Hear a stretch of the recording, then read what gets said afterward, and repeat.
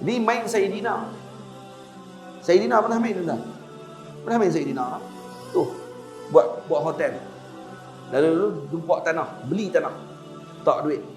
Buat hotel 4. Kawan tu singgah kat hotel tu, bayar 4 kali. Bankrupt tak tu. Yang ni game ni, dia panggil game untuk ajak orang jadi kapitalis. Game untuk ajak orang jadi jahat.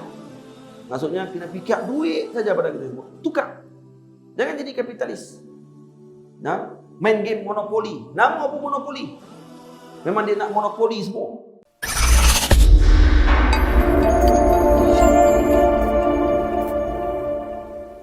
Assalamualaikum warahmatullahi wabarakatuh. Alhamdulillahi rabbil alamin.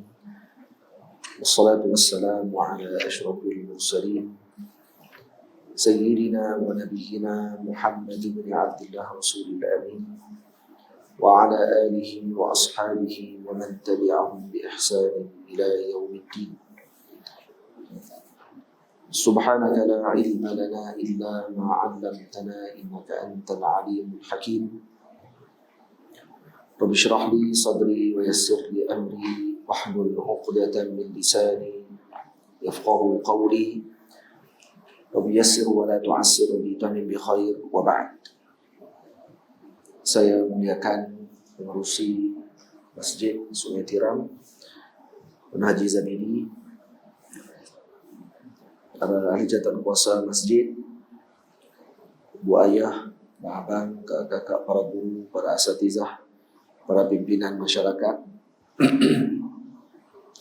Semoga Allah Subhanahu wa taala mengurniakan rahmat dan maghfirah kepada kita semua berkat junjungan besar Nabi kita Muhammad sallallahu alaihi wasallam. Dah berapa lama kita tak bertemu lepas PKP dan sebagainya, jadi masih lagi dalam tempoh PKP ini. Moga-moga kita diberikan kelepasan dan diselamatkan daripada segala ujian dan bala daripada Allah Subhanahu wa taala. Kita sambung bacaan kitab Fathul Muta'ali fi Adabil Ilmi wa Talaqi pada muka surat yang ke-36 bagi tulisan Jawi, bahasa Jawi, dan bagi tulisan Rumi muka surat 37 pada bait yang ke-104. Berangkap 104, no?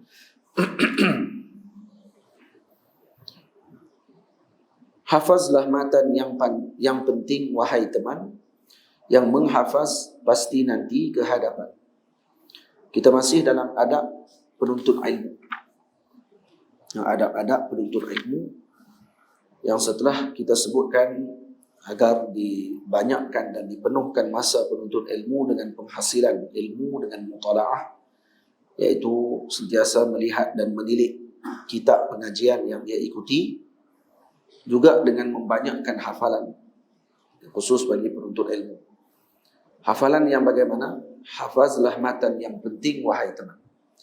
Hafaz matan-matan yang penting. Matan adalah ibarat kepada kalimah-kalimah yang disusun oleh alim bagi sesuatu bidang ilmu, yang mengumpulkan di dalamnya perkara-perkara yang diperlukan oleh orang yang membaca ataupun yang mempelajari kitab tersebut. Matan biasanya tidak besar dibandingkan dengan syarah.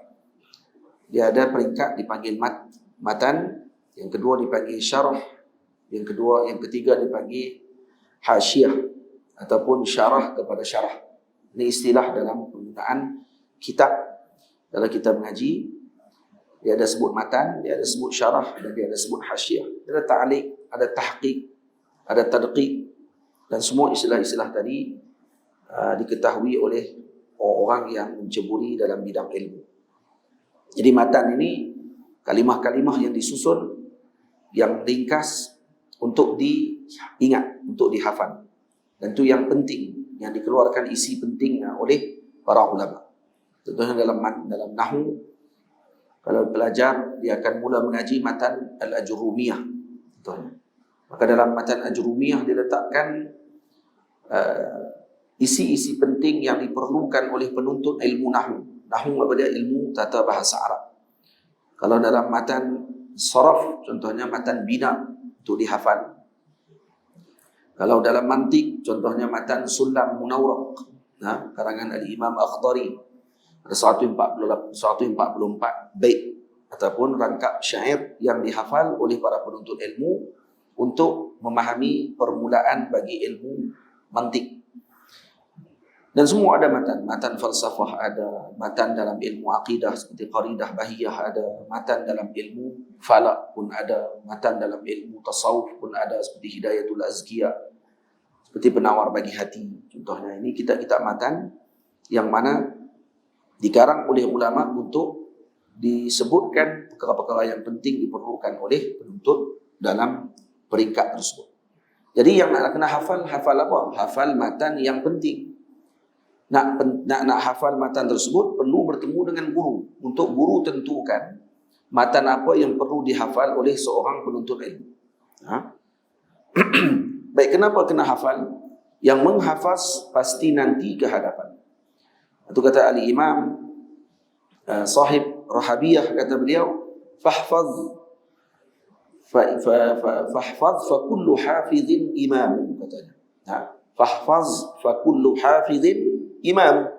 Hafallah, karena setiap yang menghafal itu akan menjadi imam. Maka saya nukilkan balik tapi diletakkan dalam syair ini, yang menghafaz pasti nanti ke hadapan. Imam Sahib Rahabiyah menyebut, kata fahfaz fa kullu hafizin imam. Hafallah, kamu nanti setiap yang menghafal akan menjadi imam, jadi ke hadapan daripada teman-temannya yang tidak hafal. Dan disebut juga oleh para ulama, al-hafidhu hujjatun liman lam yahfaz. Orang yang menghafal akan menjadi hujjah kepada yang tidak menghafal. Jadi kita tidak hafal, kawan kita hafal satu masalah dan dikeluarkan matanya daripada kitab sekian-sekian. Maka kalau kata kita tak ingat masalah tadi dengan lengkap, orang yang hafal akan menjadi kehadapan daripada kita pada pengetahuan, kerana dia menghafal. Sebab tu kebiasaan bagi penuntut ilmu, mereka akan mengasah otak dan kemampuan fikiran mereka untuk menghafal. Jadi pelajar dengan hafal tidak boleh dipisahkan. Ini mesti berlaku dalam proses pengajian. Kalau di pondok, kalau di tempat-tempat pengajian, khususnya yang tradisional, maka ini diambil berat. Tapi sebelum dihafal matan-matan ini, dihafal Al-Quranul Karim. Dihafalkan Al-Quran Al-Karim. Kurangkanlah makanan juga minuman, ini sebab utama menjadi bosan. Dan juga penuntut ilmu perlu mengurangkan makan dan minum. Karena ini adalah sebab untuk menyebabkan pelajar tadi menjadi bosan dan juga menjadi malas dengan ilmu. Itu para ulama sangat ambil berat berkenaan dengan masalah makanan bagi penuntut ilmu. Kemudian yang disebut di sini, yang dipuji pada banyak minum makan, bukan yang berakal hanyalah ternakan. Orang yang kena puji kalau makan banyak ni binatang saja. Kalau kata manusia tidak dipuji kalau makannya banyak. Kita kalau makan banyak, orang tak puji kita, orang akan cela kita. Jadi sebab tu yang dipuji pada banyak minum makan, bukan yang berakal hanyalah ternakan. Maknanya binatang ternak sahaja yang kita akan seronok kalau makannya banyak, kerana lepas ni kita nak sembelih. Tapi kalau orang makannya banyak, kita nak buat apa dengan dia lepas tu? Sebab tu Imam Sahnun rahimahullahu ta'ala mengatakan, la yasluhul ilmu liman ya'kulu hatta yashba'. Tidak akan dapat ilmu bagi orang yang makannya sehingga kenyang. Maknanya penuntut ilmu tidak boleh makan sampai kenyang. Dia akan makan hanya sekadar untuk yuqim sulbah, untuk mendirikan tulang belakang dia sahaja. Nak bagi dia tidak jatuh pengsan ataupun menyebabkan sakit, maka dia makan hanya sekadar untuk meneruskan kehidupannya, untuk mengaji. Itu disebut la yasluhul ilmu liman ya'kulu hatta yashba'. Tidak akan mendapatkan ilmu bagi orang yang makan sehingga kenyang. Dan di antara hikmah Sayyidina Luqman Al-Hakim rahimahullah, kata beliau, ya bunai, wahai anakku yang tercinta, idzam tala'atil ma'idatu namatil fikratu. Kalau perut penuh, maka fikiran akan tidur. Jadi akan jadi lawan. Perut penuh, otak tidur. Wa qarisatil hikmatu, dan hikmah akan hilang. Wa qa'adatil a'dha'u 'anil ibadati, dan anggota tubuh kita akan diam daripada melakukan ibadah. Jadi ini kita dapat tahu hikmah kenapa para awliya Allah Subhanahu wa taala, wali-wali Allah taala boleh bangun malam sepanjang malam. Karena apa? Karena tidak makan banyak. Mereka boleh solat panjang. Mereka boleh hidup dengan ilmu yang panjang masanya. Otak mereka sentiasa bergerak dan berjalan. Kenapa? Karena tidak kenyang perut mereka dengan makan. Itu kita pun tahu kalau kita kenyang perut, maka kita akan cepat tidur dan kita akan mengantuk. Macam tu dia punya yang telah disebutkan dalam kitab-kitab para ulama. Kata doktor pun menyebutkan sedemikian. Saya terlupa nama doktor yang pakar dalam bahagian perubatan pada zaman Allahumma salli ala Muhammad, zaman Greek yang terdahulu. Zaman Greek. Maksud ini zaman Aristotle apa semua tu, dia sebut, kata penyakit yang paling banyak adalah daripada perut. Karena kenyang, maka akan menyebabkan penyakit akan datang. Al-Imam Syafi'i radhiyallahu ta'ala anhu mengatakan, "Ma syabi'tu munzu 16 sanatan illa syab'atan tarahtuha min sa'ati. Lianna syib'a yuskhilu al-badana wa yuqassi al-qalba." Aku tidak pernah kenyang, kata Imam Syafi'i, sejak 16 tahun. Melainkan sekali sahaja dia kata makan yang hanya sekadar untuk menyebabkan aku boleh bergerak. Tamam? Jadi 16 tahun Imam Syafi'i tidak pernah kenyang. Kenapa dia tak kenyang? Imam Syafi'i kata li'anna syib'a yusqilul badan. Karena kenyang akan mengeraskan dan memberatkan badan, wa yuqassil qalba, dan akan mengeraskan hati. Wa yuzilul fitnata wa yajlibun nauma, akan menghilangkan cerdik dan akan menyebabkan tidur. Wa yud'ifu sahibahu 'anil ibadati, dan akan menyebabkan orang yang kenyang tersebut malas untuk melakukan ibadah. Itu sebabnya. Dan pengajian ilmu adalah ibadah, dan ini a'zam ibadah. Karena apa? Dengan ilmu kita akan mengenal Allah Subhanahu wa taala, dengan ilmu kita mengenal Rasulullah sallallahu alaihi wasallam. Kalau kata kita kenyang sangat-sangat, menyebabkan badan kita jadi malas dan kita akan tinggalkan ilmu. Sebabnya. Tamam? Ini disebut dalam Hilyatul Awliya. Dan kata Sayyidina Umar ibn al-Khattab radhiyallahu taala anhu, kata beliau, "Iyyakum wal bitnah fit ta'ami wasyarabi." Jaga-jaga kamu daripada makan sampai terlalu banyak jika makan dan minum. Fa innaha mafsadatun lil jasadi mawrasatun lil fashali maksalatun 'anis salati. Makan yang banyak akan menyebabkan kerosakan pada tubuh. Kata Imam Umar, Sayyidina Umar radhiyallahu anhu, mawrasatun lil fashal, akan menyebabkan kegagalan, maksalatun 'anis salah, menyebabkan kemalasan daripada sembahyang. Wa 'alaikum bil qasdi fihima. Hendaklah kalian sederhana. Jangan terlalu banyak.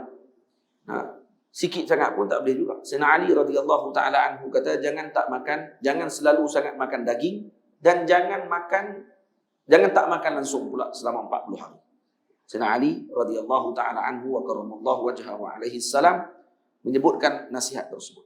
Jangan tak makan daging langsung, dan jangan makan kerap sangat pula. Tiap-tiap hari daging. Tiap-tiap hari makan daging akan menyebabkan kita jadi seperti binatang maging, pemakan daging. Panggil dia jadi macam tu. Jadi peromoh, dia nak marah orang, jadi ganah, jadi kasak, nafsu dia naik. Hatta nafsu batin dia pun akan makin naik pada waktu tersebut. Karena apa? Karena terlalu banyak makan daging. Tu kalau tuan-tuan tengok Mak Saleh, orang putih, makanan dia apa dia? Steak. Malam steak, esok pagi pun burger, tengah-tengah hari burger. Kerja burger nasi, burger daging, steak daging, burger. Dia ulang kat tu. Akhirnya jadi apa? Jadi binatang.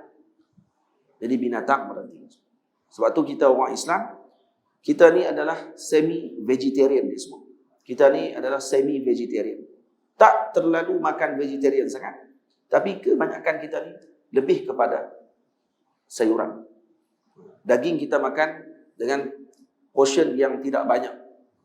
Sebab tu dalam Islam, Suruh makan juga. Anjurkan korban. Allah Ta'ala anjurkan korban dan diberi makan kepada golongan yang bukan berkemampuan untuk makan daging sepanjang tahun. Pokoknya boleh makan juga sekali daging dalam satu tahun. Maksud jangan tinggal langsung daging. 40 hari kata Sayyidina Ali. Jangan ditinggalkan 40 hari tidak makan langsung daging dalam 40 hari. Karena nanti akan menyebabkan akhlak kita jadi buruk. Akhlak buruk juga kalau tak makan langsung. Sebab tu, khairul umur awsatuha. Yang terbaik adalah pertengahan. Jangan kerap, jangan tinggal terus.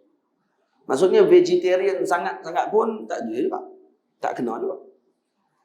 Nah, jadi carnivore terus pun tak kena juga. Jadi apa dia? Semi-vegetarian. Nak kata omnivore, boleh jadi ya. Omnivore, maknanya tidak carnivore, tidak herbivore. Nah, tahu binatang apa tu? Herbivore makan sayur saja, macam lembu kerbau. Carnivore jadi macam harimau, singa. Nah, betul harimau, singa tak boleh hidup kalau tak ada kalau tak ada aniap, tak ada dia punya gigi dan juga taring dan juga kuku dia tak boleh hidup.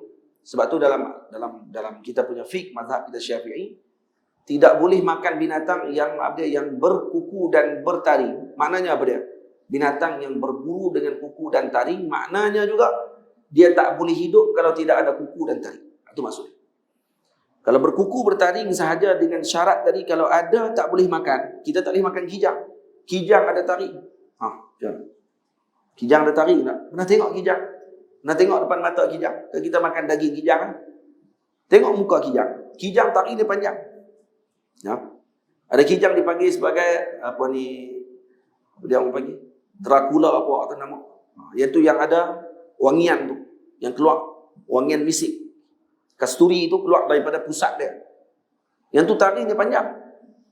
Nah, kita tengok depan mata nampak panjang taringnya, masya-Allah. Tu kalau kata kita pergi pegang dia, ada siap kulit kita. Habis tu boleh makan tak kijang? Boleh makan. Tu ada taring. Sang kancil, pelanduk, ada taring. Mouse deer, bahasa Inggeris, ada taring. Habis itu kita kata dalam hadis Nabi kata tidak boleh makan binatang yang bertaring. Tu boleh makan pula. Maksud bertaring, dia tak boleh hidup kalau tak ada taring. Kijang, pelanduk, tak ada taring pun dia boleh hidup. Dia boleh makan rumput, dia boleh makan sayur. Tapi kalau singa, harimau tak ada taring, Allah, habis terus. Dia nak cari macam mana? Dia nak tokak rumput, jenuh. Singa makan rumput, terbalik. Nah, jumpa singa pula duk pokok-pokok. Maksud nak kiamat. Dia takkan boleh hidup. Sebab tu yang dimaksudkan dalam hadis yang kita baca tentang binatang. Dan saya ada karang kitab berkenaan dengan binatang. Dan kita tahqiq daripada kitab para ulama berkenaan dengan masalah makanan yang binatang yang bertaring tadi. Maka tu maksudnya. Maksudnya kalau dia tidak bertaring, dia tak hidup. Jadi kita bukan macam tu. Kita bukan daging saja kita makan, kita bukan makan sayur saja, kita makan kedua-duanya tapi lebih banyak pada sayuran. Itu kalau dilihat pada makanan Rasulullah SAW, banyaknya adalah pada tumbuhan. Daging illa 'ala dhafaf disebut dalam hadis. Nabi makan hanya ketika ada tetamu saja. Itu pun jarang-jarang. Bukan tiap-tiap hari Nabi makan kambing. Kita ada dengar hadis Nabi makan kambing, tiap-tiap hari hentam kambing, lepas tu kena penyakit. Dia kata macam mana boleh kena penyakit? Ini sunnah Rasulullah ni. Kamu ikut sunnah pada makan. Pada makanan tu saja, tidak cara makannya. Cara makan yang kena ikut sepatutnya. Makanan ni kita boleh makan apa yang Nabi makan. Tapi cara makan tak ikut. Cara makan Nabi macam mana? Sehari Nabi makan banyak mana? Sehari Nabi makan sekali saja. Lagi sangat. Nabi makan sekali. Kita tak boleh sekali. Kita kongkong sehari mesti 4 kali makan. Pagi, tengah hari, petang minum petang, malam makan malam, tengah malam 5 kali. Sebelum tidur pula makan hentam lagi 6 kali. Tengah tidur pun mimpi, makan lagi 7. Tengah tidur pun mimpi pun makan. Tu macam mana? Lepas tu duk komplain tak sihat dan sebagainya. Jadi lepas tu Sayyidina Umar kata iyyakum wal bitnah fi at-ta'am wasyarab fa innaha mafsadatun lil jasad maurasatun lil fashal maksadatun 'anis salah. Hadirin semua kalau mengaji tidak akan boleh elak daripada mengetahui tentang kesihatan. Mesti kena tahu. Kalau buka ta'limul muta'allim tariqat ta'allum, ada bab khas berkenaan makan. Karena penuntut ilmu kalau badan tak sihat, tak jadi apa. Penuntut ilmu makanan tidak dipilih dengan baik, tak jadi apa. Sebab tu ada sebahagian di tempat pengajian, dia akan pilih makanan untuk pelajar dia, khususkan. Pagi minum susu. Dan tentera mereka boleh buat macam tu. Kita tak ikut. Kita anak murid makan Maggi. Tok Guru pun hantar Maggi juga. Maggi apa dia? Bagi makan ikut suka. Yang tak menempati apa yang dah diletakkan dalam panduan yang telah diletakkan oleh para salihin. Ya. Para ulama sufi, dia ada ritual makanan yang dia susun elok. Ada satu kitab saya beli, yang kitab tersebut cerita berkenaan dengan makanan para sufi. Terdapat makanan sufi dan perubatan para sufi. Macam mana orang sufi makan dan macam mana orang sufi berubat. Semua ada dalam kitab. Dan kalau saya dengar kata sekolah model ulul albab, dia ada susun makanan dia untuk penuntut yang bahagian ulul albab. Pagi kena makan kismis, minum susu. Tentera Amerika kata Dr. Dr. Abdul Sabur, kata silap katakan Abdul Sattar, murid kepada Syekh Mutawalli Sya'rawi. Dia cerita dalam TV Iqra, saya dengar dia cerita berkenaan dengan tentera Amerika. Amerika tentera dia tinggi-tinggi, besar-besar. Dia tanya kenapa, macam mana tentera dia boleh badan besar macam tu? Rupanya tiap-tiap pagi makan talbinah dia makan. Talbinah ni apa dia? Talbinah ni makanan Rasulullah sallallahu alaihi wasallam. Yang Nabi kata makanan yang bermanfaat tapi dibenci. Talbinah ni makanan yang bermanfaat dan dibenci. Dibenci yang tak sedap. Dia buat daripada apa? Buat daripada tepung syair, tepung bali. Tepung bali, kemudian dia akan masak dengan air, sama ada masak dengan air ataupun masak dengan susu. Itu ya. Kita kacau dengan susu, kacau sampai dia dilihat. Sampai dia jadi liat tu tak atas pinggan, dia nak beri sedap sikit, bubuhlah madu atas dia. Baru sedap sikit. Tapi memang tak sedap. Saya makan, saya buat sendiri. Talbinah. Talbinah bukan ada pun jual dalam, ada kawan-kawan kita tengok duk jual dalam Facebook. Tulis talbinah. Tapi makan tengok macam makan oat konflik tu ya. Macam minum ayak holik tu. Itu bukan talbinah. Tu bid'ah. Talbinah bukan macam tu. Talbinah yang dibuat oleh Nabi SAW, yang dilihat. Saya tengok orang Arab buat sendiri. Dan Arab memang makan yang tu. Talbinah. Talbinah ni elok untuk orang yang demam. Dimakan oleh orang demam. Cara masak dia, tepung syair, tepung bali. Syarat mesti tepung bali. Tak boleh tepung lain. Tepung gandum tak jadi. Tepung bali. Tepung bali kalau tuan-tuan buat roti, memang tak boleh nak makan. Pepak, patah gigi. Kerah pun. Bubuhlah yeast sebanyak mana pun dia tak akan naik. Ini tepung bali yang Nabi makan. Nabi tak pernah makan tepung gandum. Nabi tak pernah makan tepung gandum. Nabi makan tepung bali. Dan tentera mereka makan yang tu. Rupanya. Dia tanya balik, rupanya mereka ambil apa yang dimakan oleh Rasulullah SAW. Tu makanan setiap pagi mereka adalah talbinah. Kata Dr. Abdul Sabur lah. Allahu a'lam. Dia kata dia jumpa dengan tentera mereka dalam kapal terbang waktu dia dalam perjalanan Nabi ke mana tahu. Kebetulan dia duduk di sebelah tentera mereka seorang ni. Dan ditanya, apa dia yang kamu makan? Kerana ini doktor perubatan. Dan dia pakar dalam bahagian perubatan Nabawi. Tibun Nabawi. Dia ada rancangan khas dalam TV Iqra berkenaan dengan Tibun Nabawi. Cara macam mana Nabi berubat dan makanan yang Nabi makan. Itu rupanya talbinah. Tajuk yang perbincangan hari itu pasal talbinah. Dan dia cerita macam mana talbinah Nabi makan, dalam hadis macam mana disebut, hadis perubatan Rasulullah bagaimana dan sebagainya. Maka insya-Allah, Allah kalau kita amalkan tersebut, insya-Allah khair. Tapi payah nak cari tepung syair. Dari Mesir pun payah cari. Kalau kita beli bali sendiri, balik blender sendiri, buat tepung, bertrai buat makanan tu. Baik. Kemudian Sayyidina Umar kata, wa alaikum bil qasdi fihima. Hendaklah kalian bersederhana dalam makan dan minum. Fa innahu aslahu lil jasad wa ab'adu 'anis saraf. Karena dia lebih baik untuk jasad kamu dan jauh daripada pembaziran. Wa innallaha la yubghidul habara as-samin. Sayyidina Umar kata, dan Allah membenci alim yang badannya besar. Sebut innallaha la yubghidu al-habar as-samin. Al-habr as-samin. Al-habr as-samin. Maksudnya Allah Ta'ala tak suka dengan alim yang badannya besar. Satu hari ada seorang alim, nama apa? Al-Imam Muhammad bin Hasan Syaibani. Imam Hasan bin Syaibani badannya Masya Allah. Besar badan, gemuk. jumpa dengan Al-Imam Sufyan Ats-Tsauri. Sufyan Ats-Tsauri jumpa dengan Al-Imam Muhammad Hasan Syaibani, anak murid kepada Al-Imam Abu Hanifah. Temu. Kemudian Imam Sufyan tegur dia. Ma hazas siman? Ni apa alim besar gemuk? Maksudnya aib bagi zaman tersebut, alim badannya gemuk, aib. Jadi Imam Sufyan Ats-Tsauri tegur. Ma hazas siman? Ni apa gemuk macam ni? Maka kata Imam Sufyan Ats-Tsauri, kata Imam Muhammad bin Hasan Syaibani, hadza bisababi farhi lil Islam. Ini kerana aku gembira dengan agama Allah, makan sampai tak ingat, gemuk. Kerana gembira dengan agama Allah Ta'ala. Jadi kalau kita badan besar, orang tanya, awak besar sangat ni. Kerana gembira dengan agama Allah Ta'ala. Jadi saya kerana gembira tu saya makan. Dia kata, tak ingat apa. Itu jawapan pipah diri orang main. Baik. Nabi kita Muhammad SAW dalam hadis disebut, kata, sebagai riwayat disebut, kata, perut Nabi ini seperti bata yang tersusun. Perut Nabi seperti bata yang tersusun. InsyaAllah. Mananya boleh? Six pack. Perut Nabi. Itu pada ketika Nabi muda. Ketika Nabi hampir wafat, Allahumma salli ala sayyidina, dalam riwayat disebut bahawa perut Nabi agak sedikit ke depan. Sedikit, tetapi tidak mengurangkan kecantikan dan keindahan wajah Rasulullah SAW. Baik. Qala Sahl bin Abdullah At-Tustari rahimahullah, ja'ala Allah fi asy-syaba' atau fi asy-syiba'i al-jahla wal ma'siyah wa fil ju'i al-'ilma wal hikmata. Sayyidina Sahl bin Abdullah At-Tustari mengatakan Allah Taala menjadikan pada lapar itu kejahilan dan maksiat, dan pada kelaparan tersebut dengan ilmu dan hikmah. Lapar dapat ilmu dan hikmah. Kenyang, jahil dan juga maksiat.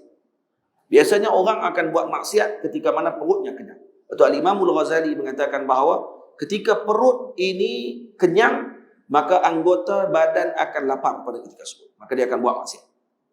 Perut kenyang, anggota tangan, anggota mata, anggota kaki, anggota yang ada pada tubuh kita ni akan mula lapar. Dan waktu itu dia akan mula cari buat kerja dia. Ketika perut lapar, anggota kenyang. Dia terbalik. Nah, perut kita lapar, anggota kita kenyang. Maksud dia akan berhenti daripada melakukan yang tidak sepatutnya. Perut kita kenyang, anggota pula lapar. Jadi lawan. Sebab tu tak heran orang yang perutnya sentiasa kenyang, dia akan melakukan perkara yang di luar daripada yang diarahkan dan dianjurkan dalam syarak. Tamam?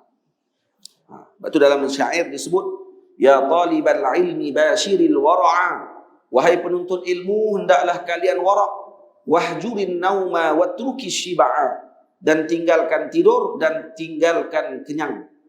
Dawim 'ala ad-darsi la tufariquhu fal 'ilmu bid-darsi qama wartafa'a. Katanya dawim 'ala ad-dars, hendaklah kalian sentiasa dengan pengajian, la tufariquhu, jangan tinggalkan pengajian. Fal 'ilmu bid-darsi, ilmu dengan mengaji, qama wartafa'a, maka akan angkat dan tinggi dengan sebab kamu mengaji. Hati-hati, nak kena mengaji. Ilmu ni kena mengaji. Ilmu bukan dengan gelar semata-mata. Kita jangan seronok sangat orang panggil kita itu, panggil kita ini. Kita kenal diri kita siapa. Nah, jangan seronok sangat orang panggil kita ini. Kita tahu kita siapa dia. Kalau kita bukan ustaz, orang panggil kita ustaz, patutnya kita malu. Nah, ini gelar kepada yang sepatutnya. Tapi orang panggil kita ustaz, kita pun syok tu, tak kata apa. Nah, tak boleh macam tu. Sekarang dia jadi trend, trend. Pakai kepiah atas kepala ustaz semua. Cakap sikit bab agama ustaz semua. Post tiap-tiap hari pasal tazkirah apa semua sekali, ustaz terus jadi lepas. Tak payah dia mengaji lama-lama. Tak payah pergi jumpa dengan guru. Tak payah pergi duduk dalam majlis ilmu. Tak perlu mengaji mengikuti sistem dan turutan. Terus jadi guru waktu tu, jadi ustaz. Ini fasadnya akan berlaku kalau tidak ditegur, kalau tidak dipesan, kalau tidak diberikan panduan. Kadang main jumpa dengan kita minta nasihat. Ustaz tolong minta nasihat. Tok guru nak minta nasihat sikit apa semua ni. Bila kita setuju, sokong, maka dia akan kata, baguslah tok guru ni. Inilah tok guru yang dicari oleh anak-anak muda. Inilah tok guru yang mana sentiasa memberikan panduan dan nasihat. Pada tok guru tu dah sokong dia, cuba tok guru tu tegak dia tengok. Terus dengki. Tak tengok keperluan anak muda. Oh, kata betul lah. Maknanya Kegembiraan dia tadi ketika guru tadi hanya bersama dengan dia saja pada waktu itu. Bila tok guru tu mula tegur dia, mula dia menjauhkan diri dan mula dia mencela dan melakukan yang tidak baik kepada guru tersebut. Mana ikhlasnya kita dalam minta nasihat dan sebagainya. Betul kita ikhlas minta nasihat. Kita tak akan rasa tercabar ketika mana dipesan oleh para guru, oleh para alim ulama. Maka kita akan rasa tenang ketika mana diberi perhatian. Karena sayanglah mereka bagi perhatian. Kalau tak sayang, mereka buat tak tahu kan. Suka hang lah, Nabi kau benar. Maka tu dalil kepada ainu at-tark. Nah, tanda kepada tinggal guru tadi daripada kita, dia tidak nasihat lagi kita pada waktu itu. Kalau kita buat salah pun dia tak nasihat. Tanda dia sayang dan kasih kepada kita, dia akan bagi perhatian. Kalau dia nasihatkan kita tu maknanya apa? Dia kasih dengan kita. Dia tengok kita. Kalau tidak tak buat, dia buat tak tahu. Ayah kasih sayang dekat anak, dia akan nasihat anak dia. Dan nasihat memang pedih. Tu. Tak nama nasihat kalau tak pedih. Benar nasihat ni, dia tak ada yang syok. Ada orang nasihat kita dan kita syok waktu tu. Memang ikhlas tu ya. Ustaz tolong nasihat saya Ustaz. Cara minta tu. Lepas tu kita pun nasihat. Jangan kalut, jangan tak puas hati. Banyak suruh nasihat apa ni? Ustaz tolong nasihat saya. Enta hebat. Enta memang kemah. Enta memang tak ada orang boleh lawan enta. Tak tu dia syok. Banyak nak bukan nasihat. Tolong puji saya Ustaz. Tu ayat dia sebenarnya. Tapi dilapik dengan nasihat. Ustaz tolong puji saya. Na'udzubillah min dzalik. Moga Allah Ta'ala lindung kita daripada ada perasaan tersebut. Jaga-jaga. Jaga-jaga dengan perkara tersebut. Bahaya. Berpadalah dalam segenap urusan, itulah pesanan sebaik utusan. Jadi nak makan dan sebagainya, berpadalah. Lepas tu Sayyidina Umar kata apa? Alaikum bil qasdi fihi ba. Hendaklah kalian bersederhana dalam makan dan minum. Berpada-padalah dalam segenap urusan. Apa sahaja urusan. Makan dan minum pun kena bersederhana. Ayak pun kalau lebih sangat pun orang nasihat, ayak kena minum banyak. Banyak mana nak kena minum ayak? 24 galen, jenuh. Meninggal tu. Ayak minum sesuai dengan tubuh kita saja. Kalau badan kita 100 kilo, ayak mesti 1/4 daripada berat badan kita. Betul tak?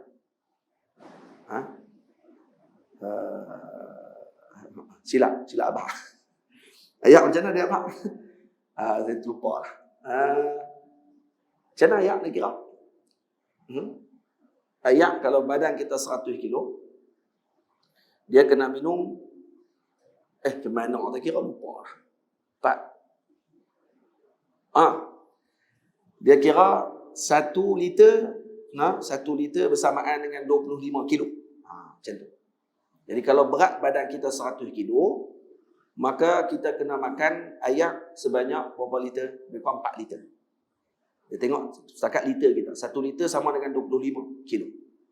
Maksudnya 2 liter 50 kilo. Kalau berat badan kita 50 kilo, sehari kena minum 2 liter ayak. Jangan minum lebih pada 2 liter ayak, kerana nanti dia akan masuk dalam buah pinggang, masuk dalam limpa, bukan buah pinggang, masuk dalam kawasan limpa hati pun dia akan masuk, dan ayak tadi dia akan jadi leaking. Waktu tu dia akan masuk ke bahagian-bahagian yang lain, menyebabkan jadi bahaya pada penyakit. Dia akan jadi penyakit pula, bukan lagi kebaikan. Badan 100 kilo maknanya 25 masuk 4 liter kena sehari. Baru dia akan bersihkan balik toksin dalam badan kita. Tu cara dia. Bukan hentam 8 liter ayak. Berat badan kita baru 75 contohnya. Hentam 8 liter ayak sehari itu. Penyakit. Tak boleh. Berpadalah dalam segenap urusan. Macam tu dah. Urusan apapun kena berpada-pada. Kurangkanlah tidurmu. Jangan lebihkan. Sepertiga hari jadikan amalan. Kurangkan tidur. Jangan lebihkan. Maksudnya bukan tak bagi tidur. Tapi jangan lebih. Jangan lebih daripada berapa? Sepertiga hari jadikan amalan. Jadi jangan lebih daripada sepertiga hari. Sehari 24 jam. 1/3 daripada 24 jam, 8 jam. Maksudnya jangan tidur lebih daripada 8 jam sehari. Kerana kita bukan singa. Singa tak apalah. 21 jam dia tidur. 3 jam dia bangkit cari makan. Kita manusia. Kita ni orang yang diberi oleh Allah Ta'ala tanggungjawab untuk kita lakukan ibadah kepada Allah Ta'ala, untuk kita duduk dengan umat, untuk kita ada tanggungjawab dengan keluarga, tanggungjawab dengan diri kita sendiri. Maka jangan lebih daripada 8 jam tidur sehari.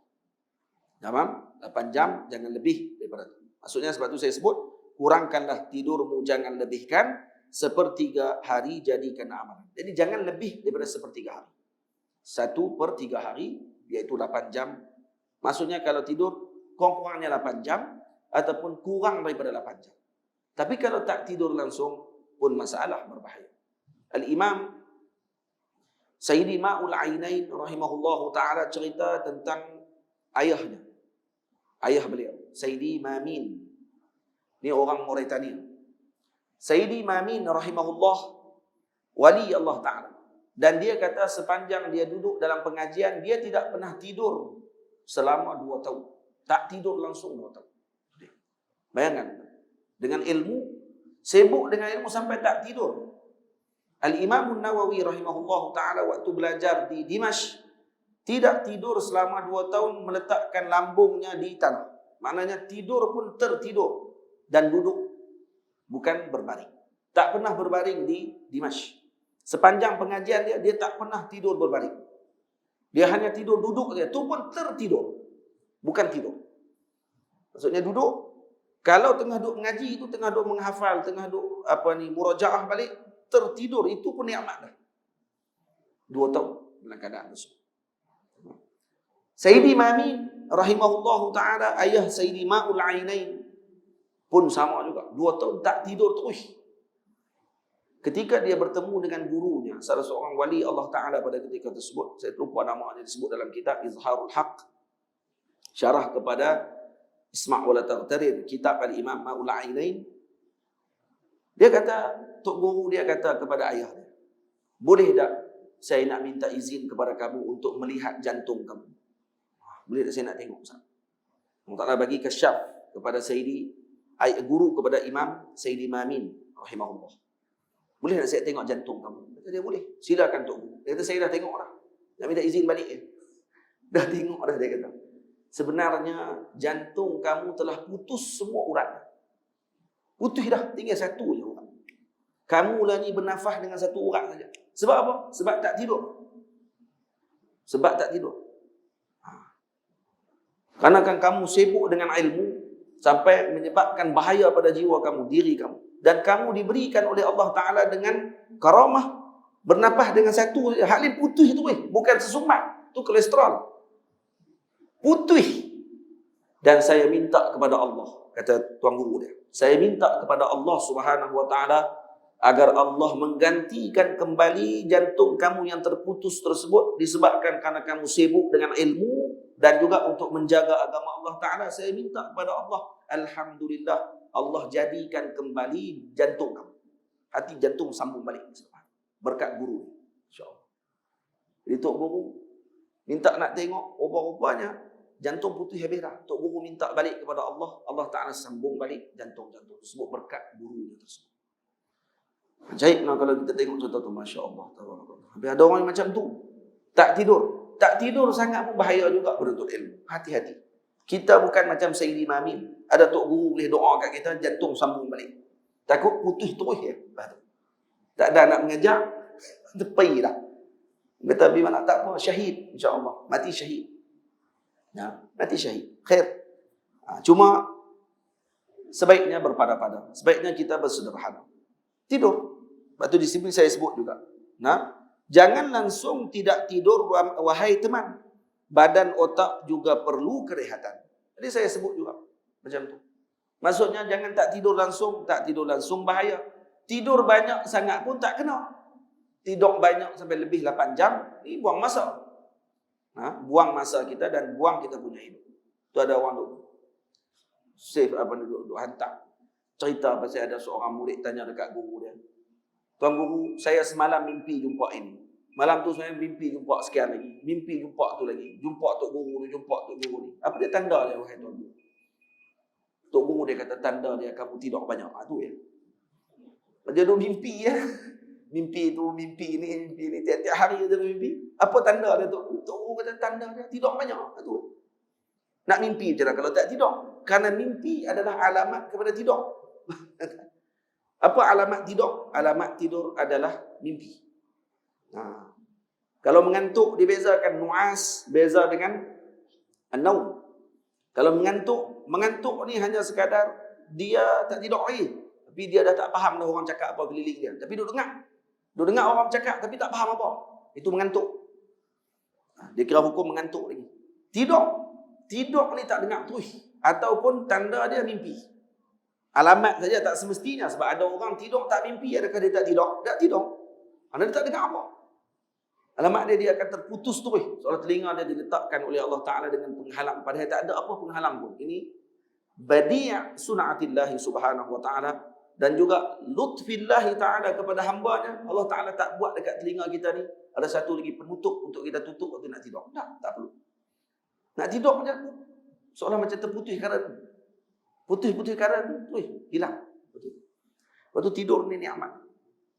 Dan nikmat ni daripada Allah. Kena minta dengan Allah. Ya Allah bagi saya nikmat tidur. Ada anak murid kita yang tak boleh tidur.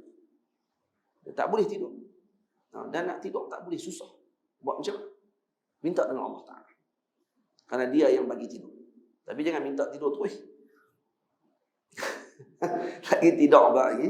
Jadi Ashabul Kahfi tak apalah, boleh bangkit balik lepas 300 tahun. Takut tak bangkit terus. Minta kepada Allah jangan dicabut nyawa kita dalam keadaan kita tak bersedia. Mintalah bahawa kita ni kurang-kurangnya tahu. Sebab tu orang kalau dia sakit, Allah Ta'ala bagi nikmat kepada dia sebenarnya. Kalau dia sakit tuan-tuan. Dengan sakit tersebut dia boleh sedar dah kata dia bila-bila masalah saja. Sebab dia sakit. Dia tahu dah dia sakit. Maka dia akan bersedia pada ketika itu. Masalah dia kalau tak sakit. Tak ada apa ni. Ni yang dia bimbang. Sini azan dulu kan tadi. Tunggu-tunggu ya.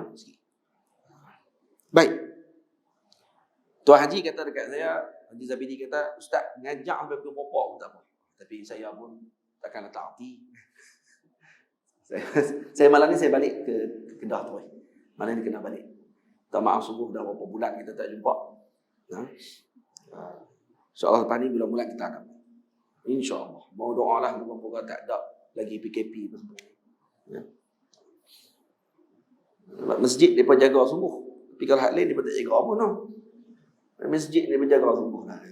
Bagus lah. Orang kita hak di masjid ni harus jaga sungguh. Jaga betul ya. Ambil gambar, ambil semua sekali, tengok suhu, semua pakat jaga semua. Tapi itulah, nak buat macam mana? Ada tempat-tempat yang memang tak jaga terus pun, tak kisah pula. Sian lah. Dia tak apalah, mungkin kita jaga. Mengikuti arahan juga termasuk dalam mendapatkan pahala insyaAllah. Baik. Jangan langsung tidak tidur wahai teman, badan otak juga perlu kerehatan.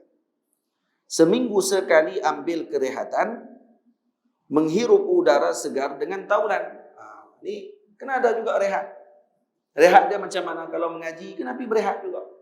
Dia mengaji tak berhenti-berhenti. Sampai tak ada langsung rehat. Pergi juga lah bawa pergi ke taman, pergi mandi-mandi sungai, pergi sonok-sonok. Yang syarat dia tidak menyebabkan lalai. Dia boleh, tak ada masalah. Kemudian, saya sebut apa dia? Jika kamu jenis suka permainan, bermainlah, jangan sampai lupa Tuhan. Kalau kamu jenis suka bermain, maksudnya kalau ni penuntut ilmu ni, dia suka main, mainlah tapi jangan lupa Tuhan. Itu saja. Main apa? Main bola, silakan. Sayyidi Al-Arabi rahimahullahu taala, Sayyidi Arabi Masari rahimahullah, dalam kitab ni saya dah ambil, antara kitab yang saya jadikan sebagai panduan adalah kitab Sirajut Tullabil Ulum karangan Al-Imam Al-Arabi bin Abdullah bin Abi Yahya Al-Masari rahimahullah. Dalam kitab dia ada sebut, dia kata jangan main bola, dia kata kerana bola bukan mazhab aku. Dia tak setuju main bola. Main bola dia kata bukan mazhab aku, dia kata. Tapi kalau nak main sila, tapi dia bukan mazhab aku. Maknanya aku tak main bola dan aku tak anjurkan anak murid aku main bola. Karena apa? Karena lebih banyak bergaduh daripada baik. Pas main bola berkelahi. Pi mengai. Tangkap ikan ke, pi mandi sungai ke, pi apa ni? Panggil apa, taman rehat dan sebagainya, pergi, kena bawa. Kalau guru kita ada ma'at hafiz dan sebagainya, kena bawa juga anak murid kita pergi berehat. Tapi janganlah berehat tiap-tiap hari. Tiap-tiap hari berehat mengaji bila ada waktu dia. Sebab tu kalau kata disusun oleh para ulama, seminggu sekali. Kena pergi juga seminggu sekali. Jangan sebulan, nanti takut dia jadi hilang dah, dia punya semangat. Dia jadi boring, jadi malal. Karena jiwa manusia macam tu. Dia ada malal, dia ada boring. Dia menyebabkan dia tak larat. Karena ilmu ni berat. Kalau diberatkan lagi, maka dia akan putus dan patah terus harapannya dengan ilmu. Jangan diberatkan. Bagi tenang-tenang saja. Relax. Nah. Karena yang bagi ilmu bukan kita. Allah Subhanahu Wa Taala. Guru hanya sebagai wasilah sahaja. Guru hanya sebagai sebab sahaja. Yang bagi adalah Allah. Kalau guru menganggap dia yang bagi, maka dia akan kecewa nanti. Seolah dia yang bagi semua. Tak, Allah Ta'ala yang bagi. Kalau kita anggap macam tu, insya-Allah murid kita akan dipandu, akan dipimpin dengan baik.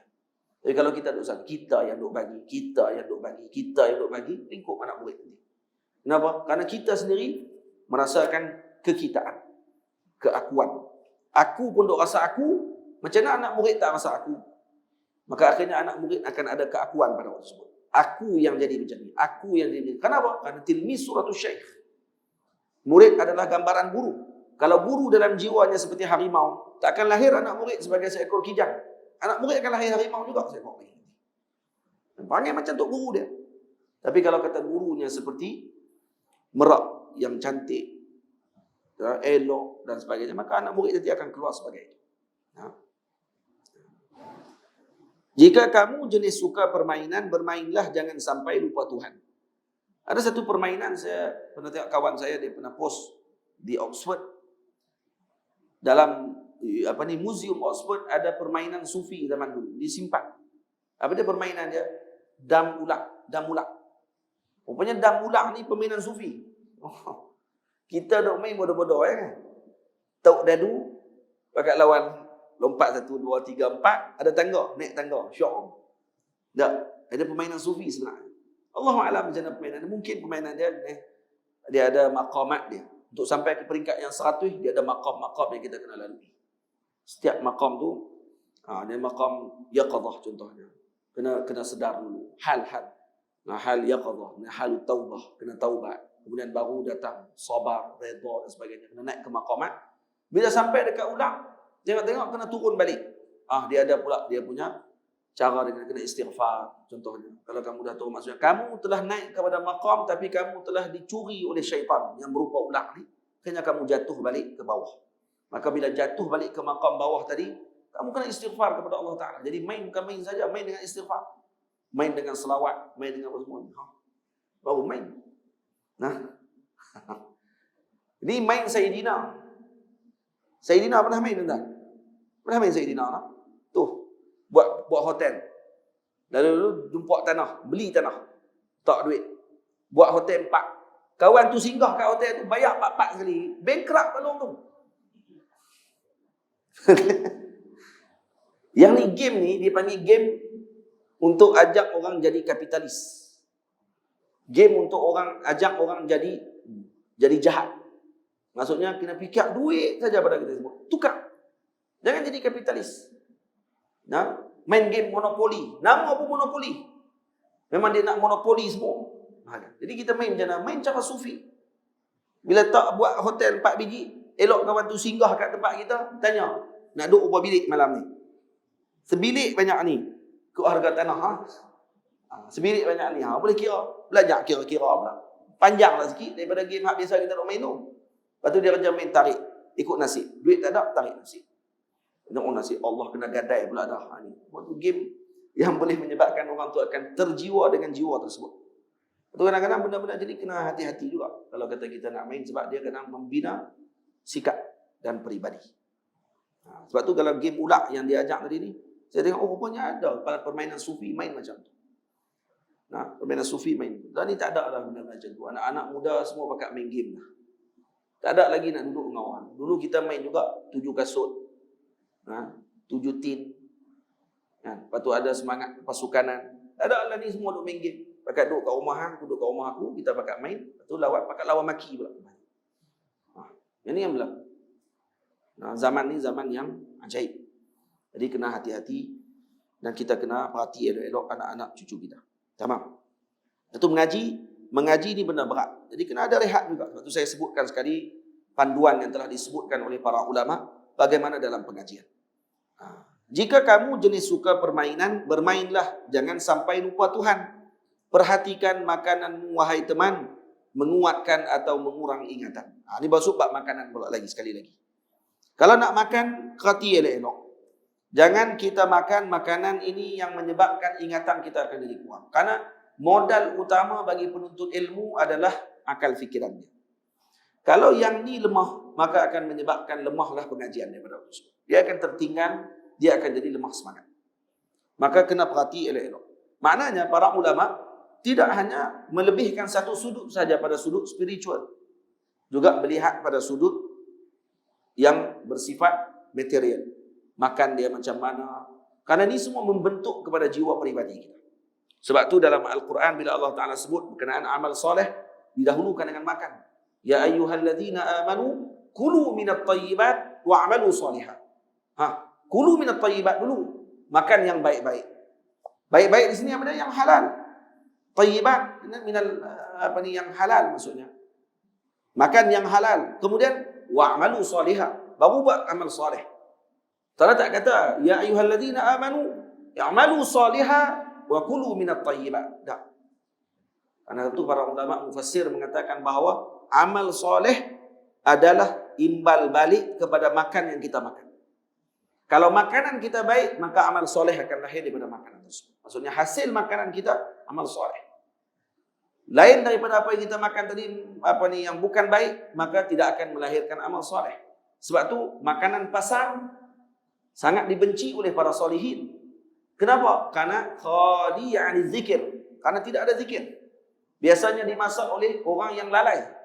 Menyebabkan yang makan pun terkesan dengan makanan tersebut. Macam tu sekali.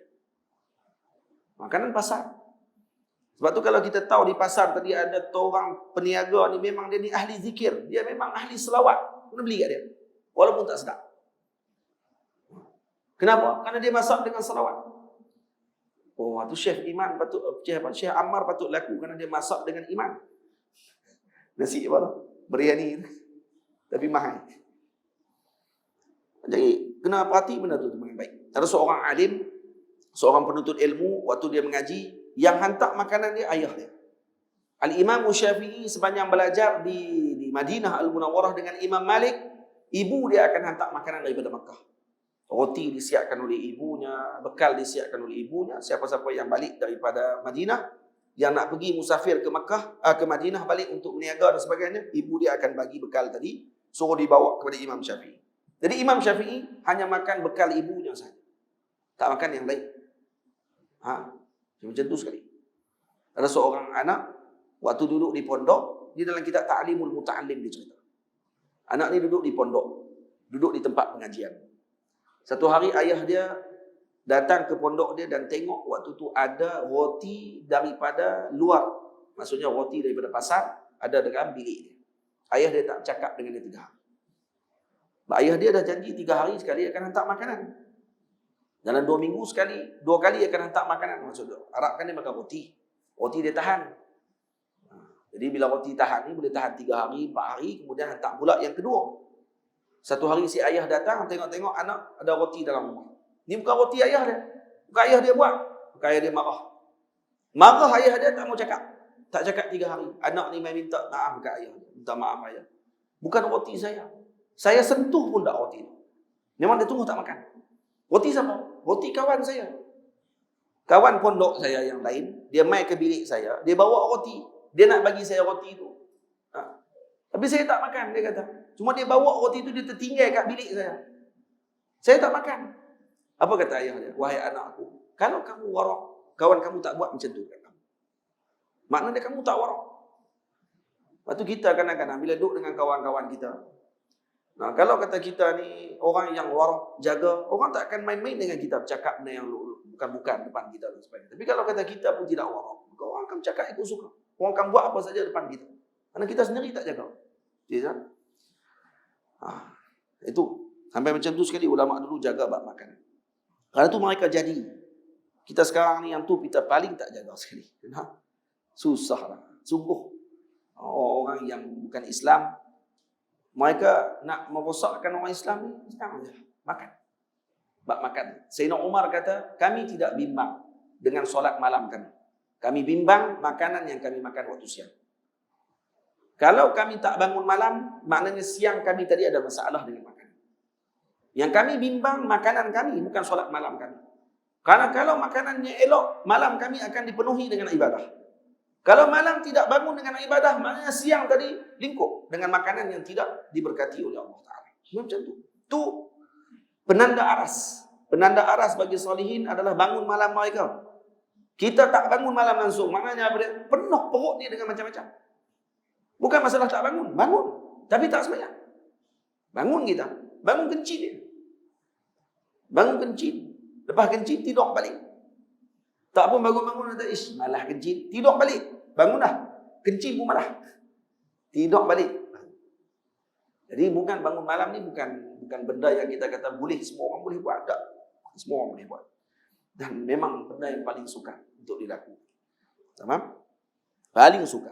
Kalau orang tu boleh bangun walau 2 rakaat, maknanya dia telah diberi peluang oleh Allah Ta'ala untuk bermunajat waktu ketika wannasu niyamun. Waktu orang semua tidur, dia bangun pada waktu tersebut untuk bicara dengan Allah Subhanahu wa Ta'ala. Perhatikan makananmu wahai teman, menguatkan atau mengurang ingatan. Apel hijau, cuka dan kacang bakilla sebaiknya dijauhkan dan dielak. Ini jenis-jenis makanan yang kena jarang-jarangkan makan. Kalau bolehnya dielak kalau waktu mengaji. Pertama apel hijau. Apel hijau dia kerana hamd, kerana dia masam. Jadi maksud di sini bukan apel hijau saja. Apa benda yang masam sebaiknya dielakkan. Bagi penuntut ilmu kalau untuk diingatkan hafalan dengan baik. Benda-benda masam dielakkan. Jeruk-jeruk masam elakkan. Jangan banyakkan makan sangat. Cuka, satu lagi. Jangan banyakkan makan cuka. Dan juga apa sahaja yang bercampur dengan cuka, sebaiknya dielakkan. Dan juga kacang bakila. Kacang bakila ni kacang full. Kalau kita duduk di Mesir, hak duk makan, Arab Mesir duk makan tiap-tiap pagi tu kacang full. Memang sedap. Dan ada orang tak biasa makan, dia kata, tak rasa apa saya. Ada orang Melayu, dia pandai, dia balik, dia otter pula. Dia goreng pula, buat kacang baru pula. Dia buhkan telur, dia buat apa sedap pula dah. Kacang bakila dilarang oleh sebahagian guru kalau nak datang ke kelas tak boleh makan. Guru kami yang mulia Maulana Syekh Al-Imamul Akbar Syekhul Azhar Syarif Dr. Ahmad Tayyib Hafizahullah, waktu saya ikut kelas pengajian dengan dia di Masjid Al-Azhar baca kitab Mustasfa fi Usulil Fiqh karangan Imam Ghazali. Waktu dia tanya soalan, sebelum kelas dia akan tanya soalan dulu. Dia akan tanya soalan ke anak-anak murid. Yang hadir ni dia peringkat doktor, saya tumpang masuk tumpang. Dan sebab dia tak pernah tanya saya. Dia tanya ke Arab, anak murid Arab. Tanya, ni kuliah, kamu kuliah apa? Kuliah syariah. Kuliah syariah. Jawab. Kamu mengaji usul fiqh. Jawab soalan saya. Tak boleh jawab. Macam mana tak boleh jawab? Dia kata, minggu lepas dah mengaji. Mantik mengaji kita apa dia tanya. Tak boleh jawab juga.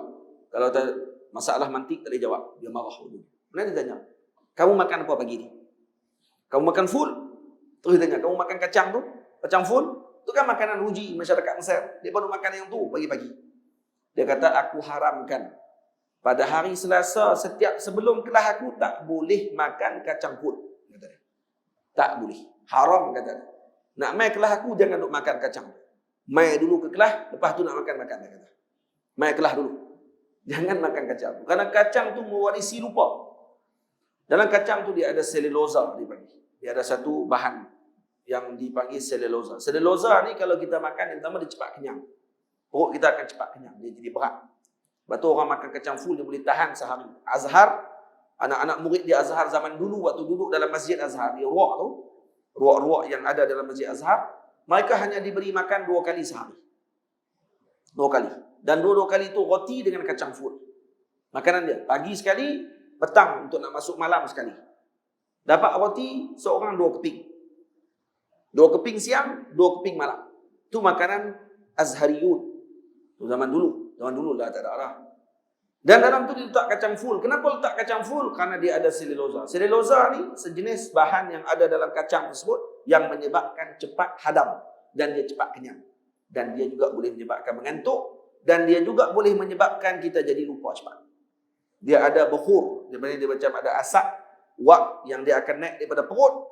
Dia akan menutup otak kita jadi bodoh. Faham? Masyayikh sebut, sebab tu jangan makan full waktu sebelum kelas, kata Syekh. Kita jaranglah makan kacang full, kita makan nasi. Sebabkan kita makan nasi, maka kita pun nasi. Lupa habis semua. An-nas bahasa Arab manusia. An-nas diambil daripada bahasa, daripada apa? An-nasi. Nasi apa dia? Lupa. Karena kita ni suka lupa. Dan kita pun dah lah nasi, makan pun nasi. Elok lupa semua. Ngaji apa pun lupa, hari ni ingat, esok lupa. Sagi ingat waktu ni, balik lagi. Keluar tu ya, lupa terus. Ngaji apa tadi? Kenapa? Karena makan nasi. Apel hijau, cuka, kacang bakilak, sebaiknya dijauhkan dan dielak. Juga makanan yang membanyakkan kahak. Ni. Apa lagi makanan yang membanyakkan kahak? Jauhkan juga. Banyak kahak dia akan menyebabkan kita jadi lupa juga. Susu berlebihan, ikan juga lemak. Ini antaranya. Susu berlebihan pun tak elok. Jangan jarangkan. Jangan banyak sangat. Hari itu kalau kita sehari makan 3 kali, jangan 3 kali susu. Sekali saja cukup susu. Sekali saja cukup. Jangan sampai 3 kali susu. Apatah lagi yang jenis makan semua nak cukup susu. Kalau kopi, susu dalam kopi. Kalau makan ayak apa pun susu. Minum sirap pun letak susu jadi bandung. Ayak limau pun susu juga. Jam. Melugai. Semua. Lepas tu pula makan gulai. Dalam gulai ada susu. Semua susu. Lah kali jadi apa kita? Kahak banyak. Bila kahak ni dipanggil balgham. Balgham ni dia main daripada dada dan dia boleh datang daripada kepala. Daripada kepala pun boleh turun. Kita kadang-kadang duduk saja kita boleh berasam. Ni macam ada benda turun. Dia macam kahak. Dia turun. Dia boleh main daripada bawah, dia boleh main daripada atas. Dan ni boleh menyebabkan lupa. Lepas tu antara makanan yang boleh menyebabkan hilang perkara tersebut, apa dia? Ni, saya sebut. Liban, mustaka dan kismis diamalkan, menguatkan serta menambah ingatan. Susu berlebihan dielakkan. Ikan jangan banyak sangat pun. Ikan jangan banyak. Makan ikan tiap-tiap hari pun tidak elok. Boleh menyebabkan kahak. Yang ketiga, apa dia? Lemak. Lemak pun boleh menyebabkan kahak. Yang penting apa dia? Bersederhana. Itu saja. Bersederhana. Betul lagi ada sebahagian ulama kata, jangan makan ikan sekali dengan susu. Ada sebut. Kata dalam pengajian Nahu, kalau kita mengaji Nahu, dia akan sebut satu contoh. Yang biasa orang akan mengaji Nahu, dia akan jumpa contoh ni.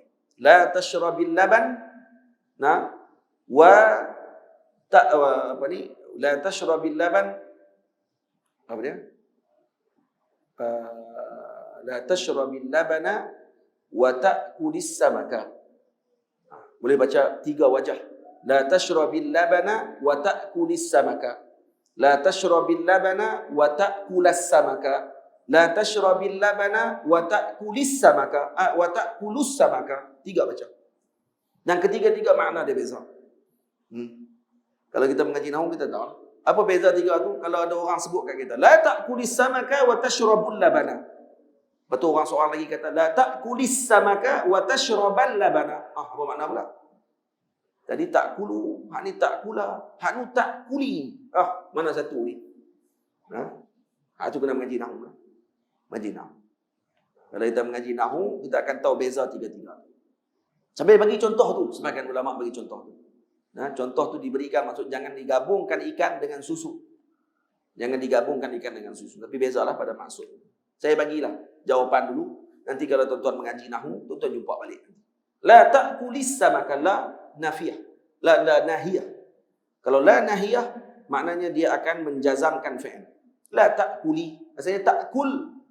Dia mesti sukun. Tapi disebabkan kerana dia iltiqa' sakinain, dia bertemu sukun dengan sukun. As-samak, la ta'kulis samaka. Kan? Maka as-samak, alif lam tu sukun juga. Maka bertemu 2 sukun, dibariskan yang sebelumnya. Jadi ya la ta'kulis samaka. Kalau dibaca wa tashrabil labana, maknanya dua-dua dilarang. Maksudnya jangan makan ikan, jangan makan susu. Dua-dua sekali dilarang. Dua-dua dilarang. Tapi kalau orang disebut la ta'kulis samaka wa tashrabul labana, apa makna dia? Waw tu waw istinaf. Maknanya waw bukan ataf, bukan dia gabung. Waw ni waw ayat baru. Maksudnya jangan makan ikan, tapi minumlah susu. Susu bagi minum. Ikan dia jangan makan. Tapi kalau orang disebut pula la ta'kulis samaka wa tashrabal labana. Waw tu waw ma'iyah. Bukan waw ataf, bukan waw istinaf. Waw ma'iyah. Waw ma'iyah dia akan menasabkan fi'il setelahnya dengan an mudmarah, wujuban. Wajib, an tadi dimudmarkan, maksud disembunyikan. Jadi kita baca seolah macam mana? Wa tashraba, ay wa an tashraba al-labana. Jadi apa maksud dia? Jangan makan ikan bersama dengan susu. Maksudnya kalau tak bersama boleh minum. Maksudnya makan ikan pun boleh, susu pun boleh, tapi jangan sekali. Faham? Bersama dengan susu tak boleh. Maksud ikan pun boleh makan, susu pun boleh makan. Tapi yang tadi, ikan tak boleh makan, susu pun tak boleh makan. Yang kedua, contoh kedua, la ta'kuli samaka wa tashrabul laban. Ikan tak boleh makan langsung, susu je boleh makan. Yang ketiga, la ta'kuli samaka wa tashrabal labana. Ikan boleh makan, susu pun boleh makan, tapi jangan sekali. Kalau sekali, tak boleh. Faham ke tak faham ni? Ingat tak baris tadi tu? Ingat tak ingat, angguk biar. Lepas tu nanti tengok balik rakaman ni, kalau kita ada rakaman, nak tahu apa saya cerita tadi. Yang kami tahu, jangan makan ikan, jangan makan susu. Baris tak ingat. No? Baik. Jadi, Allahumma salli ala Sayyidina Muhammad. Makan liban. Liban apa dia? Liban zakar. Last, habis dah. Kita nak habis dah. Liban zakar. Liban zakar apa dia? Arabic gum. Kena makan. Kena cari Arabic gum. Bukan Arabic gum ada buah dalam susu tu, dalam kopi tu. Beli kopi 3 dalam 1, ada Arabic gum. Ngarut. Bohong kan? Bolehlah ada syok awal-awal tu 3 dalam 1 ni masalah. Jangan kita duk amalkan. Bahaya. Ramai pondok buat keluar jenis produk-produk macam tu. Sepatutnya saya tak setuju keluar produk-produk macam tu. Karena produk-produk macam tu sebenarnya mematikan umat, bukan menghidupkan umat. Kalau nak keluar betul, jual terus libat zakat. Jangan jual susu 3 dalam 1. Elok. Benda tu boleh menyebabkan kencing manis lah, menyebabkan macam-macam penyakit dan sebagainya. Kita nak menghidupkan umat, bila produk kita mematikan umat. Tak sepatutnya. Sebab tu kita di pondok saya tak akan buat lah produk-produk tu. Pondok saya, kalau di pondok saya, kalau Ustaz nak bagi laku ni, kena buat ni produk 3 dalam 1 ni. Pakai jual, orang duk main zawiyah apa semua kali, bagi jual kat mereka. Satu bekas tu, susu, dalam tu ada Arabic gum, dalam tu ada kurma lah apa semua kali. Cara lain lah, tak perlu guna yang tu. Baik, Arabic gum kalau tuan-tuan beli di Mesir murah, sikit je, murah. Balik rendam dalam air. Kalau tu jenis rendam dalam air semalaman, esok tu minum air tu. Sekali dengan hadiah hancur dah tu, minum. Itu baik untuk kesihatan. Dia akan menghilangkan balgam, menghilangkan kahak. InsyaAllah akan menguatkan ingatan. Dan ini amalan Al-Imam Syafi'i radhiyallahu anhu. Di Mesir ada jual Arabic gum ni dalam bentuk chewing gum. Tak ada apa. Tak ada apa. Kita punya kunyah macam chewing gum sampai dia jadi putih. Dia kuning. Kita akan kunyah dia sampai jadi putih. Sampai hilang. Dia memang tak ada pasal apa pun. Itu baik untuk menghilangkan balgam. Diamalkan. Ini liban. Dipanggil liban zakar. Yang kedua mustaka. Mustaka lebih kurang liban zakar juga. Kedua-duanya adalah getah pokok. Dua-dua getah pokok. Dan dua-duanya baik untuk kesihatan. Makan. Kalau boleh, cari. Kalau di Saudi mahal. Liban zakar dia mahal. 1 kilo saja dekat 400 rial. Di Mesir murah. 1 kilo baru berapa genih. Tapi berhabuk. Buduh lah. Kalau kita makan tu keluar habuk habis. Tapi kalau di Saudi, jual di Abdul Samad Qurashi, oh Masya Allah, segak betul lah. Sedap lah tu makan. Sedap lah, sedap cara dia lah. Sedap cara tak ada rasa.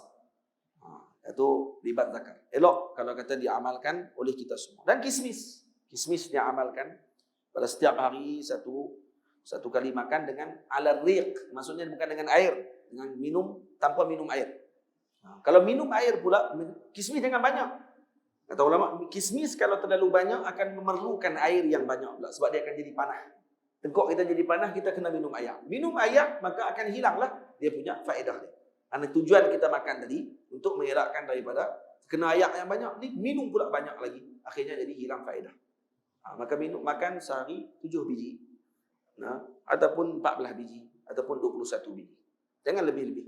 Lagi pergi ambil segenggam, makan macam tu, memang minum air banyak abang. Jadi panah.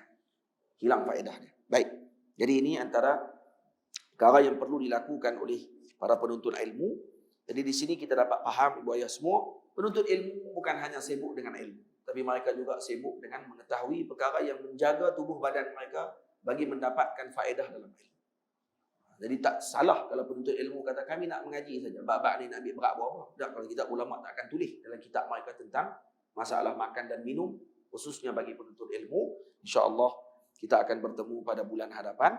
Alhamdulillah kita boleh selesai bab ini. Nanti kita akan bertemu, kita akan sambung pada adab penuntut ilmu dengan gurunya. Ini baru masuk bab yang sulbi besar, yang penting untuk kita ambil perhatian. Dan moga-moga Allah Ta'ala memberikan kebaikan kepada pihak masjid, khususnya kepada pengurusi masjid, Tuan Haji Zabidi dan juga para ahli jawatan kuasa, juga kepada para guru, para asatizah, ibu ayah, abang-abang, kakak-kakak yang hadir pada hari ini. Moga-moga Allah Ta'ala berikan kebaikan kepada kita semua. Lepas ni masuk Ramadan dah. Ramadan sebulan pula. Jadi bulan lagi lepas raya pula kita akan bertemu pula. Jadi Mai ni macam Mai nak pergi tutup balik. Sebab Mai tu pula, dia berapa lama pula nak jumpa pula lagi nanti.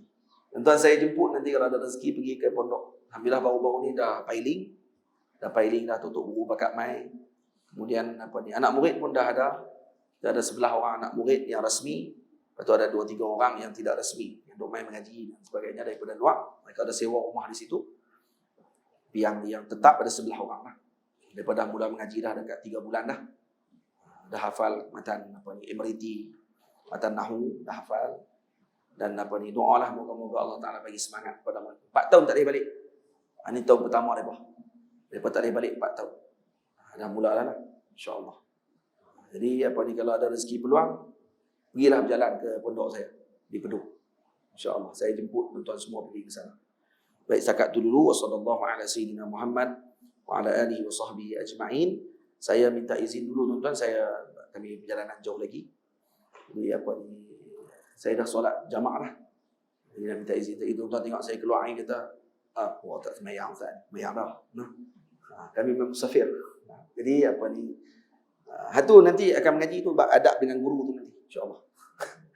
Buat baik sangka dengan tok guru, kena adab. InsyaAllah nanti kita akan jumpa lagi.